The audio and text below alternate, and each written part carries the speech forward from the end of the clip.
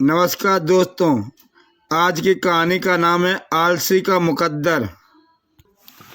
बहुत दिन हुए कंचनपुर में एक लड़का रहता था। उसका नाम तो रघुनाथ था, लेकिन सब उसे रघु कहते थे। रघु बहुत आलसी और मूर्ख था, लेकिन अक्सर वह लखपति बनने के सपने देखा करता था। एक दिन उसकी माँ उसे घर का ध्यान रखने का कहकर किसी काम से बाहर गई थी। अभी माँ गई हुई कुछ देर हुई थी कि खर खर सपने में रघु को कुबेर देवता दिखाई दिए। रघु, हम तुमसे बहुत खुश हैं। तुम बहुत सीधे और अच्छे लड़के हो। हम तुम्हारा घर स्वर्ण मुद्राओं से भर देंगे। और कुबेर ने रघु पर स्वर्ण मुद्राओं की वर्षा प्रारंभ कर दी। इतनी स्वर्ण मुद्राएं, मैं सबसे धनी हो गया। अभी उस पर स्वर्ण मुद्राओं की वर्षा हो ही रही थी कि उसकी माँ घर लौट आई। हाय हाय कमबख्त, मज़े से सो रहा है और कुत्ता सारा दूध चट किए जा रहा है। आज मैं भी इसे छठी का दूध याद दिलाकर ही रहूँगी। और तभी उसने डंडा उठाकर रघु की पिटाई प्रारंभ कर दी। कुबेर जी, जरा धीरे धीरे स्वर्ण मुद्राओं की वर्षा कीजिए।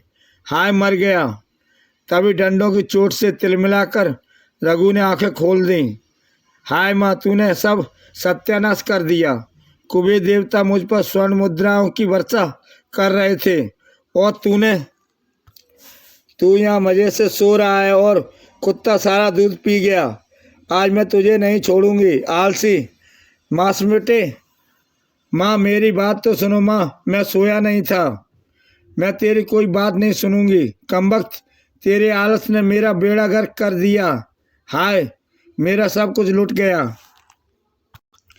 तेजी से दौड़ता हुआ रघु अचानक ठोकर खाकर गिरा। अब तुझे नहीं छोड़ूंगी नालायक। आज तेरे आलस का भूत पूरी तरह उतार कर रहूंगी। माँ से बचने के लिए अचानक रघु ने कहा, माँ, सांप तुम्हारे पीछे, सांप। माँ ने चौंक कर पीछे की ओर देखा। सांप कहाँ है? माँ, सांप तो घर से बाहर जा रहा है। अरे नासमिटे, भाग जा। अब मुझे कभी घर में नहीं घुसने दूंगी तुझे। लेकिन शाम तक घर से बाहर रहने पर भूख के मारे रघु की अकल ठिकाने आ गई। आखिर उसे घर लौटना पड़ा। माँ, मुझे माफ़ कर दे माँ। अब कभी आलस नहीं करूँगा, सब काम ठीक करूँगा। सच कह रहा है ना? भगवान की कसम खाकर कह। सच कह रहा हूँ, तुम्हारी कसम माँ। अब कभी आलस नहीं करूँगा। अरे मरे नासमिटे, मेरी कसम खा रहा है। हाँ, जानती तू मुझे ही मारना चाहता है।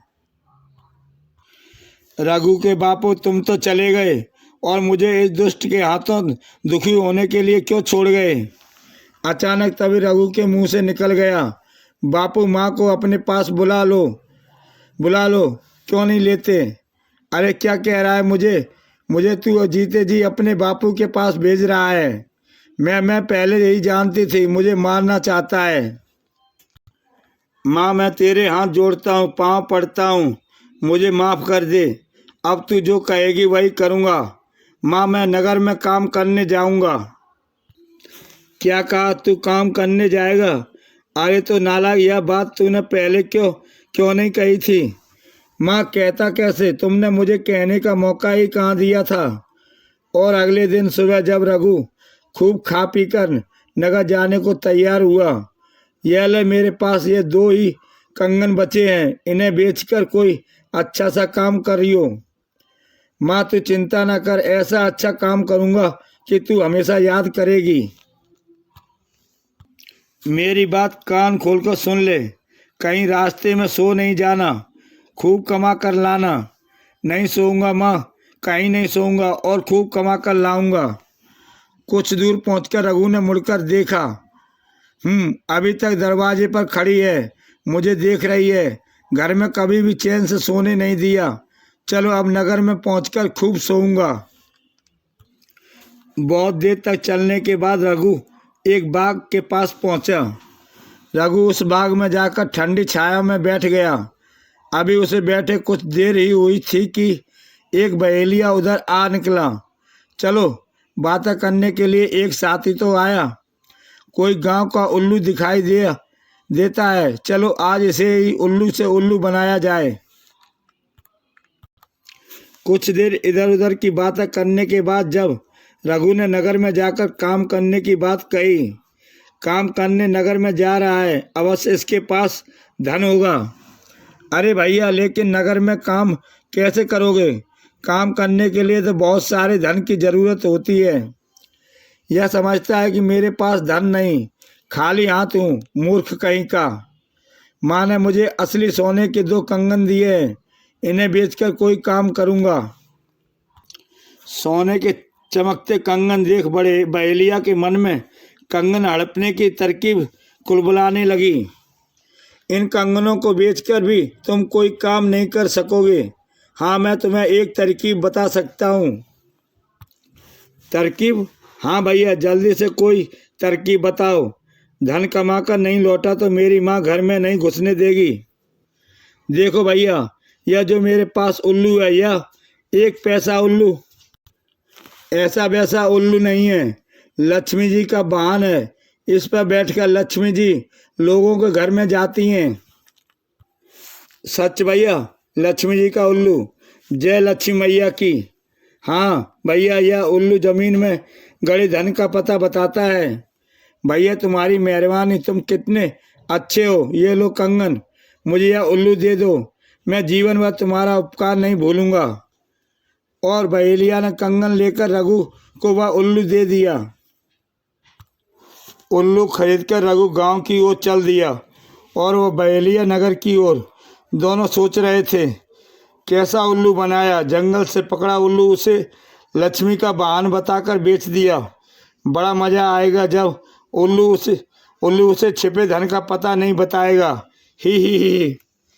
अब मैं सबसे बड़ा धनी बनूंगा। यह उल्लू मेरे घर में धन की वर्षा करेगा। 2 कंगन देकर उसे मूर्ख से लक्ष्मी जी का वाहन उल्लू ले लिया। ही। दोनों अपने मन ही मन खुश हो रहे थे। गांव में जब माँ को जाकर उल्लू की सारी कहानी सुनाऊंगा तो माँ बहुत खुश होगी, मुझे बहुत प्यार करेगी। रघुनाथ गांव पहुंचा। अरे ये क्या, नगर से उल्लू खरीद कर लाए हो? अरे रघु भैया, अब क्या उल्लू पालोगे? अरे उल्लू तोता मैना तो सभी पालते हैं, अब तू क्या उल्लू पालेगा? उल्लू, मुझे उल्लू कह रहे हैं। कल यही सब आकर मेरे पांव पकड़कर कहेंगे, रघुनाथ सेठ हमें माफ़ कर दो। आगे चलने पर गांव के बच्चों ने उसे घेर लिया। रघु भैया उल्लू लाए हैं, उल्लू भैया लाए हैं उल्लू, भाग जाओ नहीं तो लाठी मारकर एक एक की टांग तोड़ दूंगा। उनसे पीछा छुड़ाकर रघु जब घर पहुंचा, अरे तू लौट आया, और इस पिंजरे में क्या है? उल्लू? नासमिटे नालायक, तू उल्लू क्यों लाया है? माँ, यह ऐसा वैसा उल्लू नहीं, 2 कंगन देकर लाया हूँ। क्या कहा? सोने के 2 कंगनों के बदले तू यह उल्लू लाया है?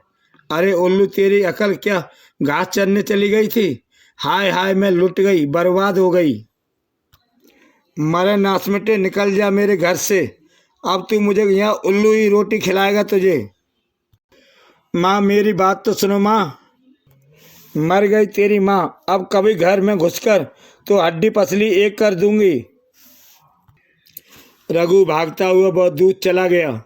जब उसने पलट कर देखा, अरे माँ नहीं है, चलो जान बची।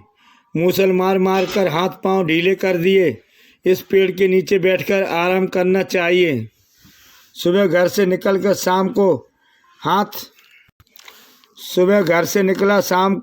हाथ थक कर घर लौटा। माँ ने मेरा हालचाल भी नहीं पूछा, हलवा पूरी भी नहीं खिलाई, उल्टे हाय मूसल से मेरी कमर ही तोड़ दी।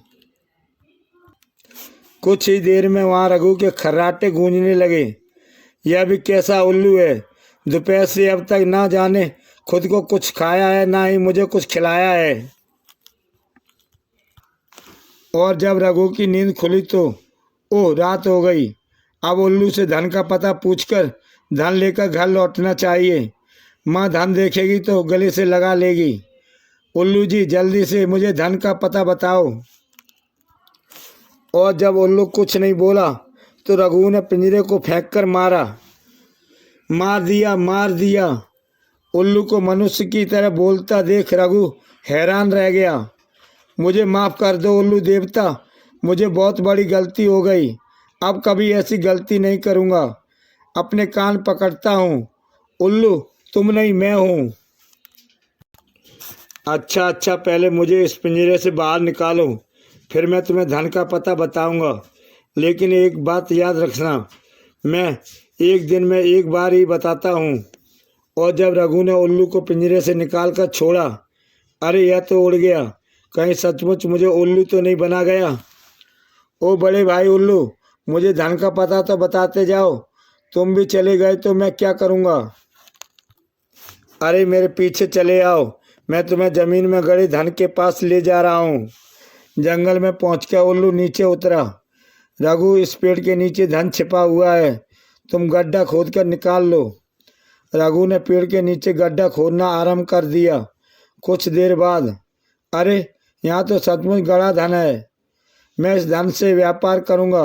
उल्लू भैया तुम बहुत अच्छे हो। धन को देखकर रघु की आंखें चुंधिया गईं। अगर मैं इस उल्लू से और धन पता पूछूं तो फिर मेरे पास बहुत धन होगा।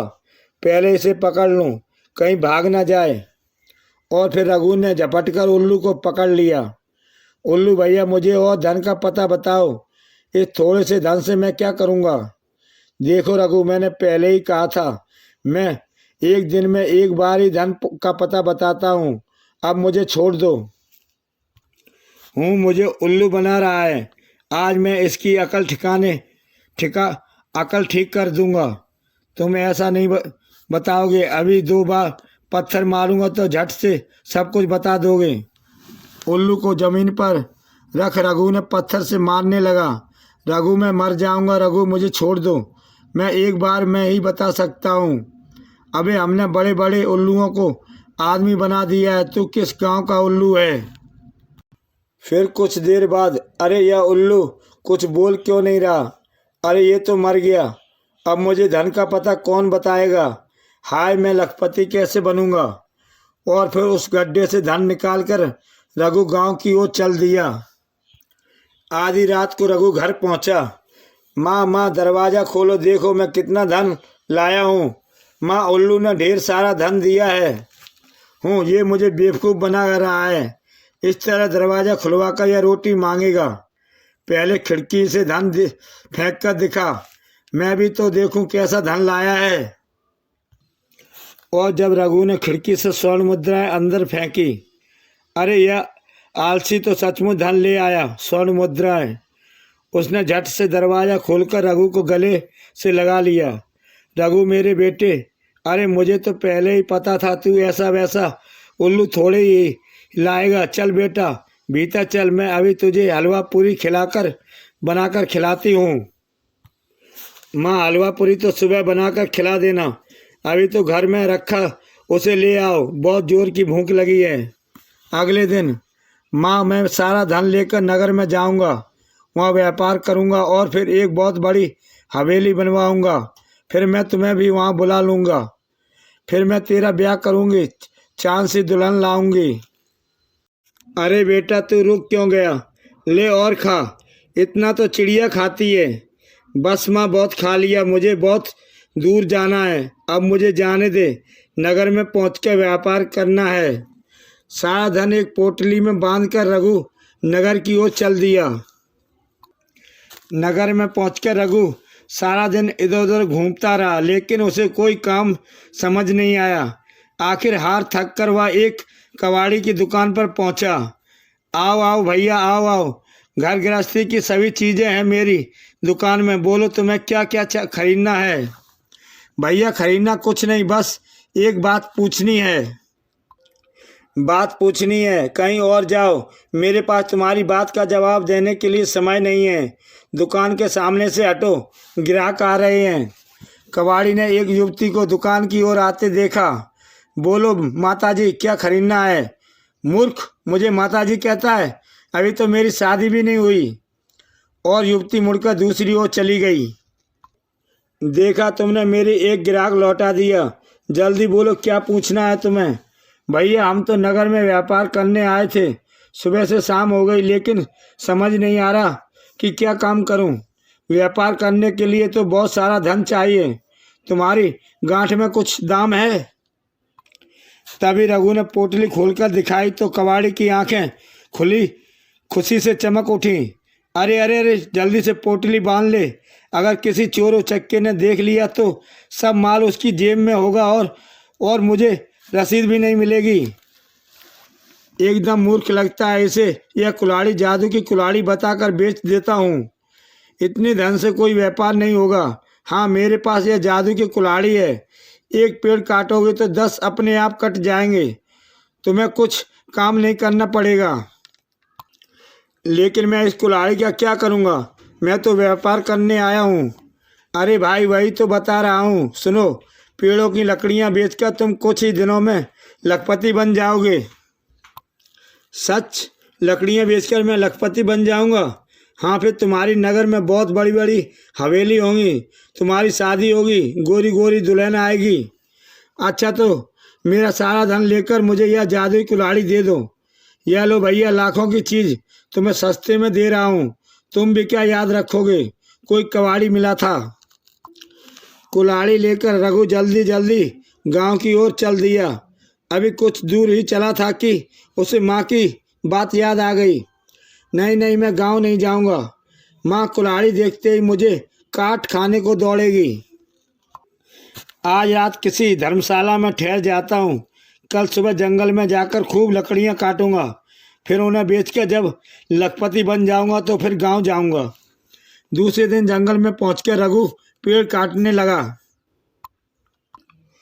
सुबह से दोपहर हो गई, लेकिन रघु से एक पेड़ भी नहीं कट पाया तो उसे गुस्सा आ गया। कबाड़ी का बच्चा कह रहा था जादू की कुल्हाड़ी है, एक पेड़ काटोगे तो 10 कट जाएंगे। अरे इससे तो एक पेड़ भी नहीं कटा। रघु ने गुस्से से कुल्हाड़ी को जमीन पर फेंक मारा। उई, अरे ये कुल्हाड़ी तो बोल रही है, सचमुच यह तो जादू की कुल्हाड़ी है। कुल्हाड़ी देवी, मुझे माफ़ कर दो। रघु, मैं जादू की कुल्हाड़ी हूँ, लेकिन यह बात वह कबाड़ी भी नहीं जानता था। उसने तुम्हें ठगने की कोशिश की थी, लेकिन मैं तुम्हें नहीं ठगूंगी। तुम उस पेड़ के नीचे आराम से बैठो, मैं अभी लकड़ियाँ काट कर ढेर लगा देती हूँ। और कुल्हाड़ी ने पेड़ों को काटना शुरू कर दिया। कुछ ही देर में कुल्हाड़ी ने कई पेड़ काटकर लकड़ियों का ढेर लगा दिया। अरे बाप रे, इतनी सारी लकड़ियाँ, अब इन्हें नगर में कैसे ले जाऊंगा? अरे तुम चिंता क्यों करते हो, मैं इन लकड़ियों को उठाकर ले चलती हूँ, तुम मेरे पीछे पीछे चलो। और कुल्हाड़ी लकड़ियों को उठाकर नगर की ओर चल दी। रघु उसके पीछे पीछे दौड़ रहा था। काफ़ी दूर चलने से रघु थक गया। उफ, कुल्हाड़ी देवी सुनो, अब मुझसे चला नहीं जाता, रुक जाओ। रघु, तुम थक गए, आओ लकड़ियों के ढेर पर बैठ जाओ, मैं तुम्हें भी उठाकर ले चलूँगी। रघु को लकड़ियों के ढेर पर बैठाकर कुल्हाड़ी फिर नगर की ओर उड़ने लगी। नगर में पहुंचे रघु एक लकड़ी वाले की दुकान के सामने गट्ठर सहित उतर गया। उसे देखकर दुकानदार बहुत आश्चर्यचकित हुआ। रघु उसके पास पहुंचकर बोला, लाला जी, यह लकड़ियां बेचने के लिए लाया हूं। लाओ भाई लाओ, यह लो 1 रुपये, कल भी मेरी दुकान पर ही लकड़ियां लाना। और इस तरह लकड़ियां बेच बेच कर रघु ने कुछ ही दिनों में बहुत धन कमा लिया। एक दिन, रघु, खड़े खड़े क्या सोच रहे हो? लाला जी, धन तो बहुत कमा लिया, अब सोच रहा हूँ किसी सुंदर लड़की से विवाह हो जाए। यही मौका है इस मूर्ख से कुल्हाड़ी हड़पने का। यह सोचकर दुकानदार ने कहा, इस तोते को देख रहे हो, यह ऐसा वैसा तोता नहीं, जादू का तोता है। यह तुम्हें उस लड़की के पास ले जाएगा जिससे तुम्हारा विवाह होगा, और यह तोता मैं तुम्हें कुल्हाड़ी के बदले दे सकता हूँ। सच लाला जी, आपकी बहुत मेहरबानी होगी। यह लो कुल्हाड़ी और यह तोता मुझे दे दो। कुल्हाड़ी के बदले तोता लेकर रघु खुशी खुशी गांव की ओर चल दिया। गांव की ओर जाते हुए रघु को अचानक माँ की याद आ गई। अरे बाप रे, अगर मैं इस तोते को लेकर गांव में गया तो माँ मूसल से मेरी पिटाई कर देगी। मैं यहीं नगर में रहकर कोई दुल्हन ढूंढूंगा और यह सोचकर रघु उल्टे पांव लौट पड़ा। नगर में पहुंचकर रघु ने तोते से कहा, हीरामन, मुझे दुल्हन के पास ले चलो। कैसा मूर्ख है, मुझे पिंजरे में बंद करके दुल्हन के पास ले जाने को कह रहा है। अरे यह तो कुछ बोल ही नहीं रहा, कहीं लकड़ी वाले ने मुझे ठग तो नहीं लिया। पहले मैं इसे हरी मिर्च खिलाता हूँ। तोते को कई हरी मिर्च खिलाने के बाद, हीरामन, अब जल्दी मुझे दुल्हन के पास ले चलो, नहीं तो तुम्हारे हाथ पांव तोड़कर सामने के कुएं में फेंक दूंगा। रघु भाई, पहले मुझे इस पिंजरे से बाहर निकालो, फिर मैं तुम्हें दुल्हन के पास ले चलूँगा। रघु ने पिंजरे से तोते को बाहर निकाला तो तोता उड़कर पेड़ पर जा बैठा। अरे हीरामन, तुम तो ऊपर पेड़ पर बैठ गए, मुझे दुल्हन के पास ले चलो ना, मैंने तुम्हें हरी मिर्च खिलाई है। तोता उड़कर चल दिया। अच्छा, मेरे पीछे पीछे चले आओ रघु भाई, मैं तुम्हें दुल्हन के पास ले चलता हूँ। तोते के पीछे अंधाधुंध दौड़ता हुआ रघु एक पत्थर से ठोकर खाकर गिरा। ओह, मैं मर गया, मेरे घुटनों में चोट लग गई। कमबख्त, मुझे किस लड़की के पास ले जाएगा। फिर कुछ देर बाद, अरे ये तो बैलगाड़ी पर बैठा है, यहाँ तो कोई लड़की नहीं है, तो क्या मैं इस बुढ़िया से विवाह करूँगा। बैलगाड़ी से उड़कर तोता राजपथ की ओर उड़ चला। राजपथ पर राजकुमारी की सवारी जा रही थी। अचानक तोता राजकुमारी के हाथी पर जा बैठा। अरे, मेरा हीरामन हाथी पर बैठा है, इसका मतलब यह राजकुमारी मेरी दुल्हन बनेगी।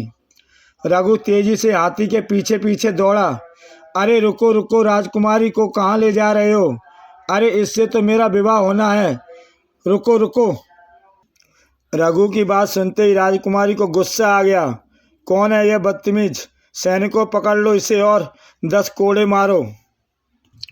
तभी सैनिकों ने रघु को पकड़ लिया। अरे अरे, ये क्या करते हो? राजकुमारी से मेरा विवाह होना है और तुम मुझे कोड़े मार रहे हो। चुप हो जा, नहीं तो राजकुमारी जी तुम्हें 10 की बजाय 20 कोड़े की सज़ा दे देंगी। सड़क पर ही सैनिकों ने रघु को कोड़े लगाए। राजकुमारी से विवाह करेगा लंगूर, देखो देखो उल्लू, राजकुमारी से विवाह करेगा। वाह, क्या बात है, राजकुमारी इसकी दुल्हन बनेगी। हाय, मार डाला रे। 7 8, अब करेंगे राजकुमारी से विवाह। नहीं, कभी नहीं। मैं ये क्या, मेरी 7 पीढ़ियाँ भी राजकुमारी से विवाह नहीं करेंगी। 10 कोड़े लगाकर सैनिक रघु को सड़क किनारे छोड़ गए। हाय, मर गया। तोते के बच्चे, मुझे मरवाकर खुद भाग गया। मैं बर्बाद हो गया। हाय मेरी कुल्हाड़ी। मैं भागा कहाँ हूँ रघु भाई? मैं तुम्हें कोड़े खाते हुए देख रहा था। हाय, मुझे कोड़े खाते देख रहा था। अबे हीरामन के बच्चे, एक बार तू मेरे हाथ में आ जा। तेरी एक एक पंख अलग नहीं कर दिए तो मेरा नाम रघुनाथ नहीं। हाय, मर गया। रघुनाथ, ही, गांव में रघु, नगर में रघुनाथ, ही। अबे मेरा मजाक उड़ा रहा है? उड़ जा मेरे सामने से, नहीं तो पत्थर मारकर तेरी चटनी बना दूंगा।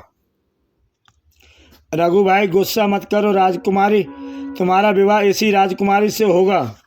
अबे 10 कोड़े तो खिलवा दिए, अब क्या मुझे फांसी पर चढ़वाएगा? भाग जा यहाँ से। हाय, मेरी कमर उधेड़ दी। रघु को वहाँ बैठे कुछ देर ही हुई थी कि उसने लोगों को भागकर आते हुए देखा। भागो भागो, राक्षस आ गया, बचाओ बचाओ। हाय मेरा बेटा। तभी रघु ने सामने की ओर देखा। दूर से एक राक्षस उधर आता दिखाई दिया। अरे बाप रे, राक्षस भागो, नहीं तो पकड़कर खा जाएगा। रघु दौड़कर पास ही एक बड़े पेड़ के पीछे छिप गया। थोड़ी देर में राक्षस उसके सामने से गुजरता हुआ आगे की ओर चला गया। रघु वहां से भागकर जाने की सोच ही रहा था कि उसे फिर राक्षस लौटकर आता हुआ दिखाई दिया, लेकिन इस बार उसने उस हाथी को उठा रखा था जिस पर राजकुमारी बैठी थी।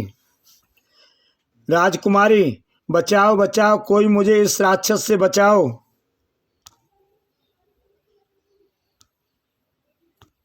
उस राज्य में भयंकर राक्षस का उत्पात फैला हुआ था। वह अपनी इच्छा से अपने शरीर को छोटा या बड़ा कर लेता था। जब भी राक्षस किसी नगर में आता, अनेक लोगों को मार डालता। राजा के सैनिक भी उसे नहीं मार पाते थे, क्योंकि उसके शरीर पर तीर तलवार का कोई असर नहीं होता था। जब राक्षस कुछ दूर चला गया, अरे यह राक्षस तो राजकुमारी को उठाकर ले जा रहा है। हीरामन तो कह रहा था राजकुमारी मेरी दुल्हन बनेगी। हाय, अब मेरा विवाह कैसे होगा। रोता सुबकता रघु उस पेड़ के नीचे बैठ गया। तभी पेड़ से उतरकर तोता उसके कंधे पर आ बैठा। हीरामन, राजकुमारी को तो राक्षस ले गया, अब मेरा विवाह कैसे होगा। रघु, इस राक्षस को मारने का कोई उपाय सोचो। विवाह तो तुम्हारा इसी राजकुमारी से होगा। रघु के कंधे पर बैठे तोते को बोलते हुए एक कसाई ने देखा, जो जंगल से एक बकरी को पकड़कर लाया था। अरे बोलने वाला तोता, इस लड़के से किसी तरह इस तोते को हथियाना चाहिए। कसाई उसके पास आता है। ओ भैया, क्या तुम अपने इस तोते को बेचोगे? क्यों ना इस तोते को इस आदमी को बेच दूं, 2-4 पैसे भी मिल जाएंगे और इससे पीछा भी छूट जाएगा। यह सोचकर रघु ने तोते को झट से पकड़ लिया। हाँ हाँ, ले लो भैया, मैं इसे अपनी जान छुड़ाना चाहता हूँ, लेकिन तुम कितने पैसे दोगे? अरे ये तो पैसा मांगता है, मैं भी इसे जादू की बकरी बताकर ठगता हूँ। यह सोचकर वह कसाई बोला, सुनो भैया, यह ऐसी वैसी बकरी नहीं, जादू की बकरी है। इसका दूध जमकर सोना बन जाता है। मैं तो इसे राजा को बेचने जा रहा था। तो क्या तुम मेरे तोते के बदले में यह बकरी मुझे दे दोगे? बकरी तो बहुत कीमती है, लेकिन तुम सीधे साधे लगते हो, इसलिए तुम्हें दे देता हूँ। यह लो भैया, यह तोता मुझे दे दो। बकरी के बदले तोता लेकर वह कसाई जल्दी जल्दी वहाँ से चल दिया। घर जाकर जब इस बकरी का दूध निकलेगा तो मूर्ख को पता चलेगा। जब तोता उसे किसी मुसीबत में फंसाकर तो मज़ा आएगा, और मैं दूध का सोना बनाकर खूब धन बना लाऊंगा। दूध का धन बनाकर खूब सोना बनाकर खूब धनी बन जाऊंगा। कुछ दूर चलकर बकरी ने चलना बंद कर दिया। अरे ये तो चलती ही नहीं, मैं इसे कंधे पर उठाकर ले चलता हूँ। गांव में जाकर जब सबके दूध का सोना बनाकर दिखाऊंगा तो सब बहुत हैरान होंगे। सब मुझे सेठ रघुनाथ कहेंगे। बकरी को लेकर रघु जंगल में पहुंचा। ओह, इस बकरी ने तो बुरी तरह थका दिया। मुझे भूख भी लगा आई है, लेकिन यहाँ मुझे खाने के लिए क्या मिलेगा? अरे इस बकरी का दूध निकाल कर पीता हूँ, किसी तरह पेट तो भरेगा। गांव में पहुंचकर दूध निकालूंगा तो उसे जमा कर सोना बना लूँगा। यह सोचकर रघु एक पेड़ के नीचे बकरी को बांध कर दूध निकालने लगा, लेकिन बहुत देर तक कोशिश करने के बाद बकरी ने एक बूंद दूध भी नहीं दिया। तो वह गुस्से से भर उठा। लगता है यह बिना मार खाए दूध नहीं देगी। तभी रघु ने पास के एक पेड़ से लकड़ी तोड़ी और बकरी की टांगों पर जोर जोर से मारने लगा। दूध नहीं देगी तो मार मार कर सीधा कर दूंगा। हमें भी नखरे दिखाती है। मैं उधर वह राक्षस राजकुमारी को घने जंगल में लेकर पहुंचा। अब वह अपने सामान्य कद में आ चुका था। राजकुमारी, अब तुम्हें मेरे साथ विवाह करना होगा। नहीं, मैं तुमसे विवाह नहीं करूंगी, तुम दुष्ट हो। अगर तुम मुझसे विवाह नहीं करोगी तो मैं तुम्हें खा जाऊंगा। अचानक राक्षस हंसना छोड़कर जोर जोर से चिल्लाने लगा। आह, मेरी टांग में दर्द कैसा हो रहा है। हाय, मैं मर गया। कौन है जो मेरी टांग तोड़ रहा है? हाय मेरी टांग, ओ मेरी दूसरी टांग, हाय छोड़ रहा हूँ। यह तुम्हें क्या हो रहा है? तुम ऐसे क्यों चिल्ला रहे हो? हाय, मैं मर गया राजकुमारी जी, मेरी जान एक सफ़ेद बकरी में है। उस बकरी को मैंने काले पहाड़ की चोटी पर एक गुफा में बंद रखा है। मुझे ऐसा लगता है किसी ने उस बकरी को पकड़ लिया है और उसे मार रहा है। मैं उस बकरी के पास जा रहा हूँ, थोड़ी देर में लौट कर आऊँगा। तुम यही रहना, कहीं तुम भाग ना जाओ, इसलिए मैं तुम्हें इस पेड़ से बांध जाता हूँ। राक्षस उसे पेड़ से बांध कर चला गया। इसका मतलब इस राक्षस की जान एक सफ़ेद बकरी में है। अगर वह बकरी मेरे हाथ आ जाए तो मैं झट से उसकी गर्दन मरोड़ दूंगी। मुझे यहाँ से भाग निकलना चाहिए, लेकिन मैं यहाँ से कैसे भाग सकती हूँ? किसी तरह इन रस्सियों को तोड़ना चाहिए। तभी राजकुमारी को उधर अपना हाथी आता दिखाई दिया। अरे मेरा ऐरावत इधर ही आ रहा है। आओ आओ मेरे ऐरावत आओ, मुझे राक्षस की कैद से छुड़ाओ। जब ऐरावत उसके पास आया तो ऐरावत, इन रस्सियों को तोड़ दो, जल्दी करो नहीं तो राक्षस आ जाएगा। कुछ ही देर में ऐरावत ने राजकुमारी के बंधन खोल दिए और फिर राजकुमारी ऐरावत पर बैठकर चल पड़ी। जंगल में जाते हुए अचानक राजकुमारी की दृष्टि रघु पर पड़ी। सफ़ेद बकरी को देखते ही राजकुमारी चौंक पड़ी। अरे सफ़ेद बकरी, लगता है इस बकरी में राक्षस की जान है। रघु के पास पहुंचकर राजकुमारी हाथी से उतरी। अरे ये तो वही मूर्ख है जो मुझसे विवाह की बात कह रहा था। इसी राजकुमारी ने मुझे कोड़े लगवाए थे, लेकिन इसे तो राक्षस पकड़ ले गया। फिर वह यहाँ कैसे आ गई? सुनो, तुम इस बकरी को जान से मार दो। इस बकरी में उस भयानक राक्षस की जान है जो मुझे पकड़कर ले गया था।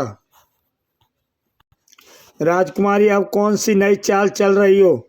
मैं इस बकरी को नहीं मारूंगा, मेरी प्यारी बकरी, और यह बात भी नहीं भूलूंगा तुमने मुझे कोड़े लगवाए थे। मैं तुमसे माफ़ी मांगती हूँ, जल्दी करो, इस बकरी को मार दो। तुम जितना कहोगे अपने पिता से उतना धन दिलवा दूंगी। पिछली बार 10 कोड़े लगवाए थे, इस बार तो फांसी पर ही चढ़ा दोगी। नहीं नहीं, मैं तुम्हें कोई सज़ा नहीं दूंगी। सुनो, मैं तुमसे विवाह करूंगी, लेकिन पहले तुम इस बकरी को मार दो, नहीं तो राक्षस आकर मुझे फिर उठा ले जाएगा। राजकुमारी मुझसे विवाह करेगी, मेरी दुल्हन बनेगी। तुम क्या सोच रहे हो? जल्दी से बकरी को मारते क्यों नहीं? पहले तुम मुझसे विवाह करो, फिर मैं इस बकरी को मारूंगा। लेकिन मैं अभी विवाह कैसे कर सकती हूँ?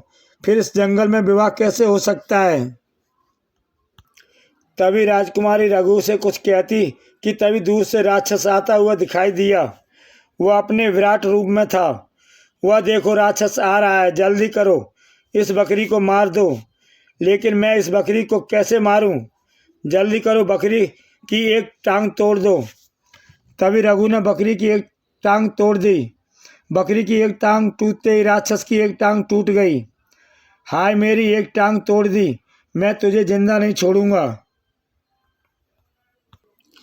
और फिर बकरी की दूसरी टांग तोड़ी तो राक्षस नीचे गिर पड़ा। हाय, मेरी दोनों टांगें तोड़ दी, मैं तुम दोनों को खा जाऊंगा। रघु, उसके हाथ भी तोड़ दो। ये लो, अब इसके दोनों हाथ तोड़ रहा हूँ। बकरी के अगले पांव टूटते ही राक्षस के दोनों हाथ भी टूट गए। हाय, मेरे दोनों हाथ भी तोड़ दिए। और तभी रघु ने बकरी की गर्दन मरोड़ दी। राक्षस तुरंत मर गया। रघु और राजकुमारी हाथी पर बैठकर नगर में पहुंचे। राजकुमारी को वापस लौटा देखकर नगरवासी प्रसन्नता से झूम उठे। राजकुमारी को सकुशल देखकर राजा बहुत खुश हुआ। उसने रघु के साथ राजकुमारी का विवाह की घोषणा कर दी। अगले दिन ही दोनों का विवाह हो गया। रघु इस खुशी के अवसर पर अपनी माँ को बुलाना ना भूला था। इसी के साथ दोस्तों ये कहानी समाप्त होती है। जय हिंद।